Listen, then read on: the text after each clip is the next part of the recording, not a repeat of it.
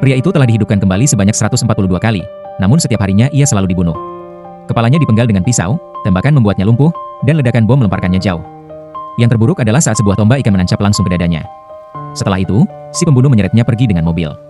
Apapun yang terjadi, ia tidak pernah bisa bertahan hidup melewati pukul 12.47, hingga kebangkitan yang ke-145. Kali ini pria itu bersembunyi di pusat perbelanjaan bawah tanah dan tanpa diduga melihat putranya. Ia mendekati sang anak untuk mengajaknya berbicara dan berencana membawanya makan.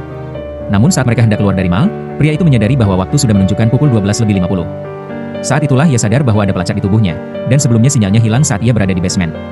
Saat ia masih berpikir, para pembunuh muncul. Pria itu segera membalikkan badan untuk melindungi anaknya dan tubuhnya ditembus oleh hujan peluru. Dalam kebangkitan ke-146, pria itu memutuskan untuk mengubah takdirnya. Ia menangkap salah satu pembunuh dan memaksanya untuk mengungkapkan bagaimana ia dilacak, tetapi si pembunuh menolak bicara meski diancam akan dibunuh. Maka pria itu memutuskan untuk menyelidiki sendiri. Ia menanggalkan seluruh pakaiannya dan memeriksa tubuhnya, tetapi tidak menemukan apapun. Lalu ia bertanya kepada seorang teman lama, dan mengetahui bahwa pelacak tubuh bisa saja dipasang di dalam gigi. Ia tiba-tiba teringat bahwa baru-baru ini ia melakukan implan gigi. Tanpa ragu, ia langsung menuju kamar mandi, mengabaikan peringatan temannya, dan mulai mencabut giginya satu persatu. Akhirnya ia menemukan pelacak yang tersembunyi di salah satu giginya. Sejak saat itu, pria itu bisa memprediksi pergerakan para pembunuh. Dalam kebangkitan berikutnya, ia menggunakan gigi yang berisi pelacak sebagai umpan, memancing para pembunuh keluar, lalu menyergap dan membunuh mereka satu persatu. Bahkan si pembunuh berjanggut berhasil dikalahkan dengan cara yang sama, menggunakan tombak ikan. Setelah mengalahkan anak buah, saatnya menghadapi sang bos. Bos tersebut berada di sebuah markas penelitian fisika. Pada percobaan pertama untuk menyerbu markas, pria itu menabrakkan mobilnya ke tembok. Pada percobaan kedua, ia melaju dengan cepat ke dalam markas, tetapi tempat itu dijaga ketat oleh beberapa petugas keamanan bersenjata. Namun kali ini, pria itu tidak berada di dalam mobil. Ia menggunakan bom untuk meledakkan para penjaga, tapi secara tak terduga, kepala keamanan muncul di sampingnya. Pada percobaan berikutnya, seorang pembunuh yang mirip dengannya menyamar sebagai dirinya, dan menggunakan kartu identitas untuk menyusup ke dalam markas. Ia berhasil masuk ke dalam gedung. Tapi saat mencoba naik lift ke lantai paling atas, ia menyadari bahwa ia tidak memiliki akses yang sesuai.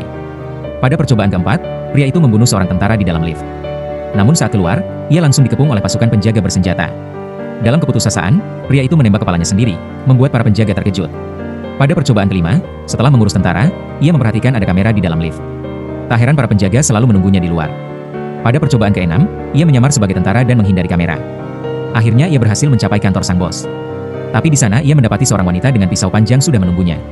Pria itu melepaskan tembakan, tetapi wanita itu begitu cepat dan berhasil menghindar, lalu memenggal kepalanya dengan satu tebasan. Dalam kebangkitan ke-152, pria itu membawa senapan mesin ringan. Namun meskipun menembak dengan cepat, wanita itu tetap berhasil menusuk perutnya dan sekali lagi memenggal kepalanya. Pada kebangkitan ke-153, ia mencoba menggunakan senapan laras panjang, tetapi tetap tidak bisa mengenainya dan kembali kehilangan kepala. Jelas bahwa senjata api tidak akan berhasil. Maka pria itu memutuskan untuk mencari seorang ahli guna mempelajari seni pedang Tiongkok.